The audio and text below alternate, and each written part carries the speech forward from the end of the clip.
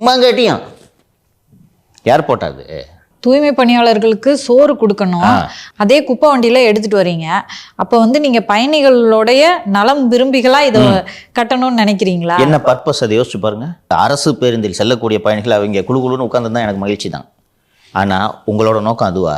இதை விரிவுபடுத்தி எல்லாத்தையும் ஒரு பெரிய ஹாலை மேலே கட்டி இதுக்கு பூரா ஏசி போடணும்னு சொன்னோன்னா ஒரு 10 கோடி ரூபாய் இன்க்ரீஸ் ஆகுமா?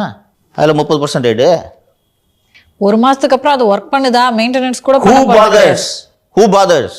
எல்லா ப்ராஜெக்ட்டுமே இந்த மாதிரி இன்ஃப்ளேட்டட் காஸ்ட். இது எப்படி இருக்கும்? இந்த சிக்கலை வச்சுக்கிட்டு நீங்கள் எப்படி கொடுப்பீங்க? இதில் பொங்கல் வேற வருது. இதை வேற அந்த ஆலோசனையில் இருக்குன்னு சொன்னாங்க. எடப்பாடி பழனிசாமி தேர்தல் நேரத்தில் பொங்கலுக்கு 2000 ரூபாய் கொடுத்து தான் எலெக்ஷனில் ஒரு 66 சீட்டில் ஒரு ஜெயிச்சார். அதே மாதிரி பொங்கலுக்கு நம்ம ஏதாவது கொடுக்கலாம் அப்படின்ட்டு சொல்கிறீங்க. இப்போது தான் அவர்கள் சந்தித்து கொண்டிருக்கக்கூடிய சிக்கல் என்னவென்பது இவர்களுக்கு தெரிகிறது. மத்திய பிரதேஷில் பிஜேபி வெற்றி பெற்றதுக்கு காரணம் அந்த லாட்லி பெஹன் ஒரு ஸ்கீம்னு நினைக்கிறேன், ஒரு அமௌண்ட்டை போட்டு விட்டாங்க. அதே போல் பீகாரில் நம்ம சமீபத்தில் பார்த்தோம். இங்கேயும் திமுக அரசு புத்திசாலியாக இருந்துச்சுன்னா எதையுமே கொடுக்காம டிசம்பரில் ஆரம்பிச்சிருக்கணும். நிதியும் இருந்திருக்கும், புரியுதா? இப்போது மாலதி அம்மா கஷ்டப்பட்டுட்டு இருக்காங்கன்னு வச்சுக்கோங்க. டிசம்பர்லேருந்து டக்குன்னு ஒரு 5 மாதத்துக்கு 1000 ரூபாய் வந்துச்சுன்னா புதுசாக இருக்குது. 1000 ரூபா கொடுத்த மவராசையா சூரியனுக்கு போடுவோம் அப்படின்னு வரும். இது பழசாயிடுச்சு பாஸு. இப்போ இதை நிறுத்தினா தான் கோவம் வரும். அப்படி இல்லைன்னா அது வரும். பழகிடுச்சா? இப்போ நீ காலேஜில் படிச்சுக்கிட்டு இருந்த, வந்த புதுசில் மாதம் சம்பளம் வாங்கும்போது ஐயோ இப்போ காசுன்னு இருந்துச்சா? இப்போ பழகிடுச்சா? இதுக்கு தகுந்த மாதிரி உன் செலவு ஏறிடுச்சா?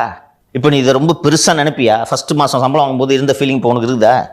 இதுதானே ஹியூமன் சைக்காலஜி.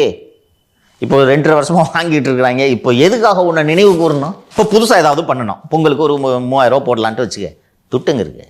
ஸோ ஒரு நல்ல பொலிட்டீஷியன், நல்ல அட்மினிஸ்ட்ரேட்டரு இதெல்லாம் கணக்கு போட்டு கரெக்டாக செலவு பண்ணி தேர்தல் நெருகிற நேரத்தை அள்ளி குவிக்கணும். பிடிஆர் இருந்திருந்தாலே இது செஞ்சுருக்கலாம்.